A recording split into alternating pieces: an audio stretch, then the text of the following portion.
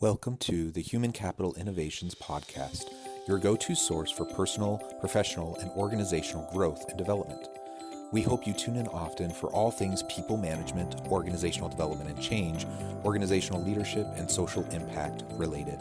Maximize your personal and organizational potential with Human Capital Innovations Podcast.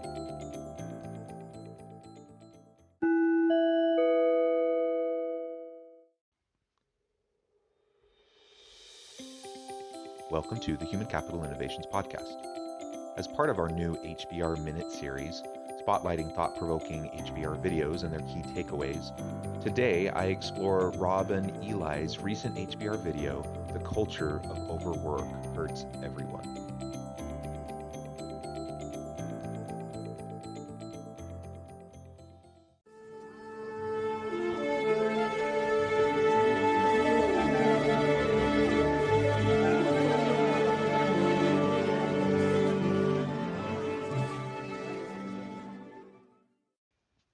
Welcome back to the Human Capital Innovations Podcast. In this HBR Minute episode, today I explore Rob and Eli's recent HBR video, The Culture of Work Hurts Everyone. The standard work-family narrative is an outdated excuse for what holds women back. Ask people to explain why women remain so dramatically underrepresented in the senior ranks of most companies, and you will hear from the vast majority a lament that goes something like this.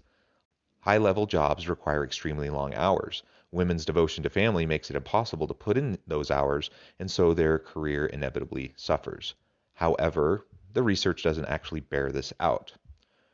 Rob and Eli and colleagues spent 18 months working with a global consulting firm that wanted to know why it had so few women in positions of power. Although virtually every employee the authors interviewed related a form of the standard explanation, the firm's data told a different story. Women weren't being held back because of troubling balance of work and family. Men too suffered from that problem and nevertheless advanced. Women were held back because they were encouraged to take accommodations, such as going part-time and shifting to internally facing roles, which derailed their careers. The real culprit in women's stalled advancement, the authors conclude, is a general culture of overwork that hurts both sexes and locks gender inequality in place. To solve this problem, they argue, we must reconsider what we're willing to allow the workplace to demand of all employees. As we explore this video audio together, I will intersperse some of my own comments, some of my own thoughts and insights as we try to understand better how to deal with work-life balance issues and support women in the workplace. I'll catch you on the flip side of this first clip. The culture of overwork creates a situation where people daily have to choose.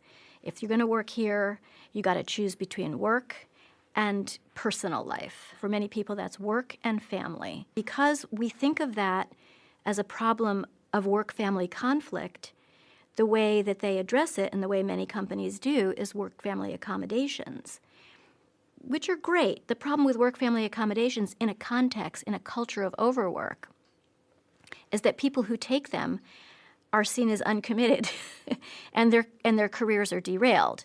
It's like, well, if I want to work here and be successful, I'm going to have to give up that part of my life. I'm going to only have work. I'm not going to have love. And so we end up with these kinds of cultures of overwork that have all sorts of negative implications, among them that it's really hard for women to advance in them.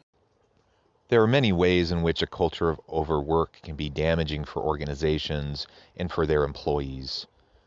In this first clip, she lays out that that's a problem, but she also alludes at the very end of the clip about how this is particularly a problem for women. Disproportionately, overwork hurts women. The expectation that you put in long hours, that you're available 24/7, and that you are always responsive to the beck and call of your leader, your customer, that disproportionately hurts women because they disproportionately bear more of the burden when it comes to home care, child care, house care, elder care, and all of those sorts of responsibilities outside of the workplace. But it also isn't that simple because it's not just women that it hurts men who also participate in those sorts of caregiving responsibilities and housework responsibilities. And all in all, when you overwork your people, it just hurts the overall performance of the firm. It creates higher levels of burnout. It reduces the amount of creativity and innovation that occurs because people are putting in face time, they're putting in hours, but they're not necessarily being productive. Everybody has the same explanation for why women aren't advancing. This work requires 24/7 availability. Women are not able to meet that requirement because of, when they have children, they're devoted to their children, and that's why they haven't advanced. The narrative is it's a problem women have, not men. Men are the workers, men go to work, and women stay home with the kids. In fact, what we saw for both men and women is a real wish to be at work and to fulfill their work ambitions, and a real wish to have a personal life, whether it's with kids or community or spouses, partners. Everybody was feeling the tension of having to go to one side or the other in a context that basically says if you're going to work here and you're going to be successful, you need to be available 24/7. Women are going against the cultural grain, men are going with it, and they're both paying a price. Women are going against the cultural grain and men are going with it. That is a very profound insight that she shares right at the end of that second clip. And it really is important to note that, of course, we're not a monolith. Of course, not all women act and behave the same or have the same desires or goals. Not all men do either. And while on the aggregate, women disproportionately do and hold an overburden of the home care, the house care, and all of those elements, there are many men who also do the same. And the bottom line is it does hurt both. It hurts men and women when an organization has a culture of overwork and when they expect people to put the firm first over their family. And rather than having some sort of a balance in work and family life, they just expect loyalty and commitment to the firm first. That is incredibly damaging. And of course, it's disproportionately damaging to women, but it hurts men as well. We need to shake up that narrative. It's such an old school narrative. It's something that was perhaps more accurate 30, 40 years ago, but we've been shifting for decades, and that narrative is just not accurate anymore, and we need to tell a new story. We need to support women and men both, but particularly women, we need to support women so that they can feel like, yes, they can both be productive and successful in the workplace and take on leadership roles, but also they can have balance and they can have a family life. And in fact, when we have better work-life balance, when we practice self-care, and when we have more balance in our lives overall, we will be more productive for the firm.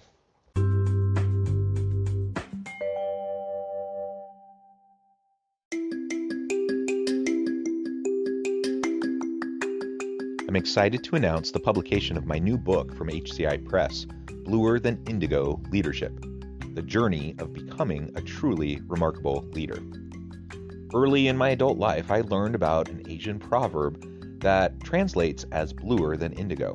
If you think about the color indigo, it is a brilliant, deep, and vibrant blue, what some would call the bluest of blues. To have something that is bluer than indigo is rare and truly remarkable. Contrary to popular myth, there is no one-size-fits-all or cookie-cutter approach to effective leadership. There's no silver bullet, no secret sauce, no go-to model that will solve all of our problems. The truth is, great leaders have all had their unique strengths and flaws, and have all had to discover and then pave their own distinctive path in their life's journey to fulfill their leadership potential. Bluer Than Indigo Leadership will help you discover your own path and explore those ordinary, everyday actions that will help you respond to an uncertain future and produce extraordinary results for individuals, teams, and organizations.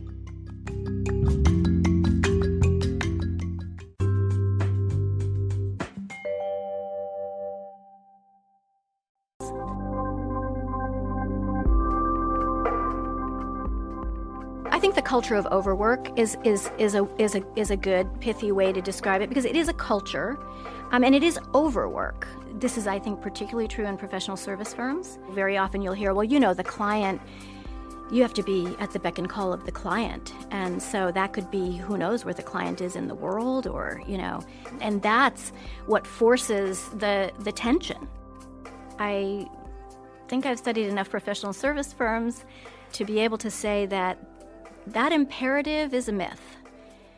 I'm not saying people don't need to work hard. I'm not saying that there aren't sometimes points when you might have to pull an all-nighter and, spend a weekend at the office, whatever. But this kind of constant, relentless 24/7 availability is really fabricated for other purposes.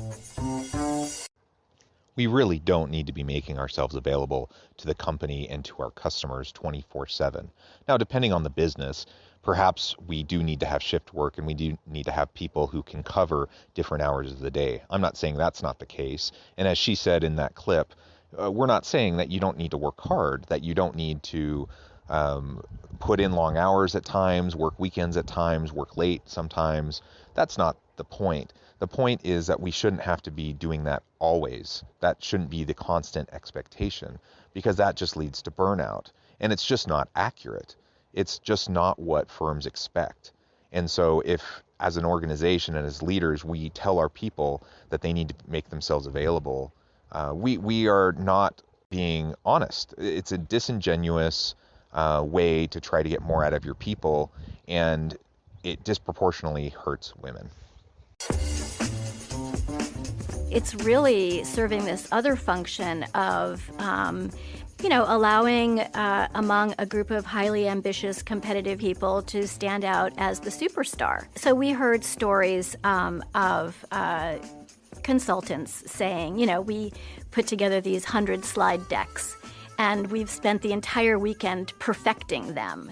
100 slides, like, a client does not want 100 slides.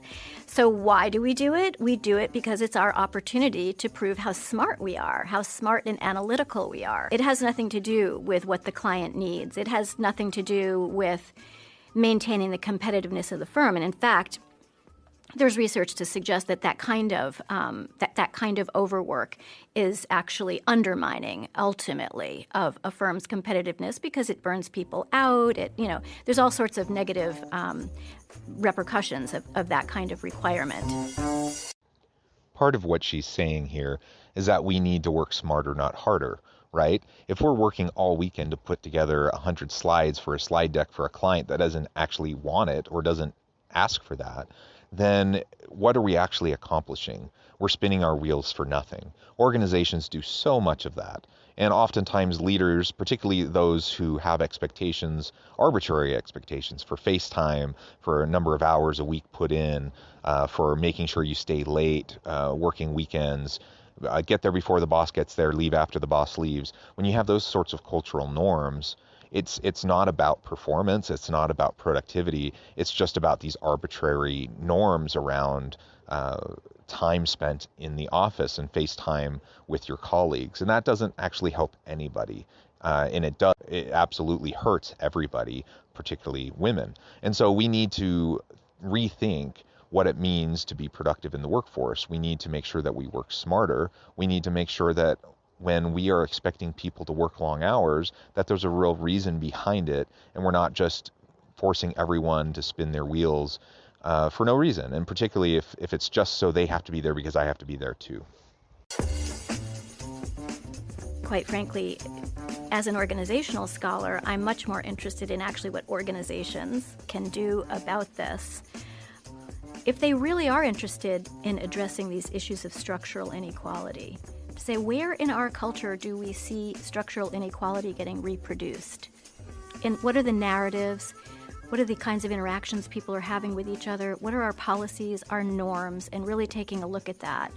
Is this really true? Do we really need 24/7 availability? Is it really true that it's only women who are suffering? And, do we want to change that? So there's a couple things happening in this last clip. First, she continues the discussion about structural inequalities and how that disproportionately hurts women, how we need to disrupt the norms, how we need to disrupt the systems, the processes, the policies, the practices that are unnecessarily putting women at a disadvantage in the workplace. But she also is bringing up the important fact that overwork generally is a problem and it needs to be addressed. It needs to be addressed for the benefit of the firm. It needs to be addressed for the benefit of all employees. And we're not actually going to get more out of people by forcing them to work longer. In fact, recent research has showed that perhaps even reducing the normal 8-hour workday to 6 hours can result in higher levels of productivity and performance and greater sustainability of that high level of performance over time.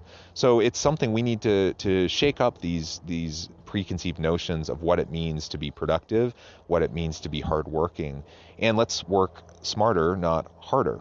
And in my own research, I've looked a lot at various work-life balance indicators, the ability to work from home, the availability to have flexibility with your work hours, the availability to deal with family matters during the week or even during the workday when needed, and a whole bunch of other factors. And what I've found is that very consistently, work-life balance types of indicators are important to both men and women, particularly to women though, and that holds true throughout many parts of the world. I've done research throughout 37 different countries throughout the world, and this is important. This is important for organizations to pay attention to, and I think particularly now during a time of COVID pandemic that we need to pay attention to these sorts of work-life balance topics, and particularly for women who might be struggling to balance home care, child care, helping their children with schooling while they're doing online schooling because of the pandemic, so on and so forth. We need to make sure that we're not inadvertently hurting our valued employees through our practices, policies, procedures, our norms, the systems, everything that's built into the organizations. I hope you've enjoyed this HBR Minute as we've explored together this important video and this important topic about not overworking your employees. I hope, as always, that everyone stays healthy and safe, that you can find meaning and purpose at work each and every day, and I hope you have a great week.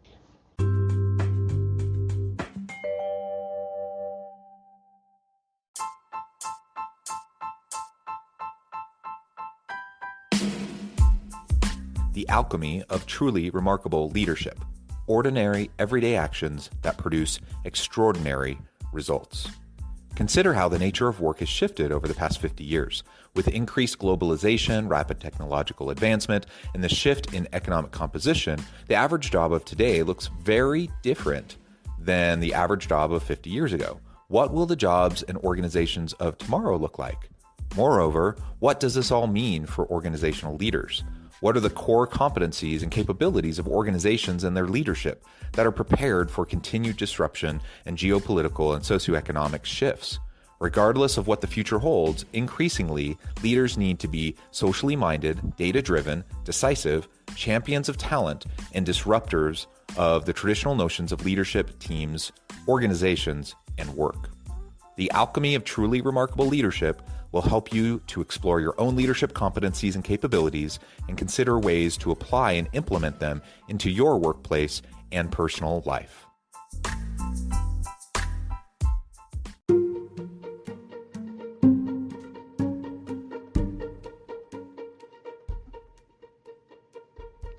Check out Human Capital Innovations magazine, Human Capital Leadership. Human Capital Leadership is a free, interactive e-magazine with the mission to help individuals, leaders, and organizations find innovative approaches to maximize their human capital potential. We publish issues quarterly in August, November, February, and May. Take a look at the latest issue and let us know what you think.